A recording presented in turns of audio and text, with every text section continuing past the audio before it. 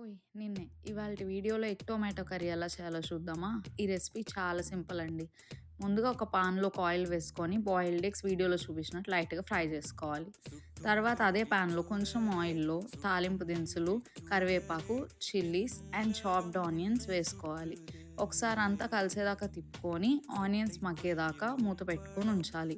ఒక 5-10 మినిట్స్ అయిన తర్వాత ఆనియన్స్ లైట్ గోల్డెన్ కలర్‌లోకి వచ్చాక 1 స్పూన్ జింజర్ గార్లిక్ పేస్ట్ వేసుకొని కలిసేదాకా తిప్పి పచ్చివాసన పోయేదాకా ఉంచుకోవాలి. తర్వాత టొమాటో ముక్కలు వేసుకొని టేస్ట్‌కి సరిపోయేంత ఉప్పు అండ్ కొంచెం పసుపు వేసి మూత పెట్టుకొని మగ్గనివ్వాలి. టొమాటోస్ మనకి బాగా మగ్గిపోయిన తర్వాత ఆయిల్ పైకి తేలిద్ది. అప్పుడు కొంచెం coriander powder and chilli powder and కొంచెం వాటర్ పోసుకోవాలి. అలా వాటర్ పోసుకోవడం వల్ల మసాలాలు బాగా కలిసి కర్రీ బాగా టేస్టీగా వస్తది.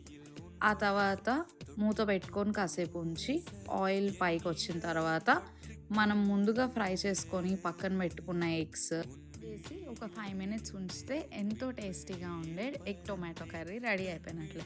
ఇంకెందుకు ఆలస్యం, మీరు కూడా వీడియో చూసి రెసిపీ ఎలా ఉందో ట్రై చేసి నాకు చెప్పేయండి.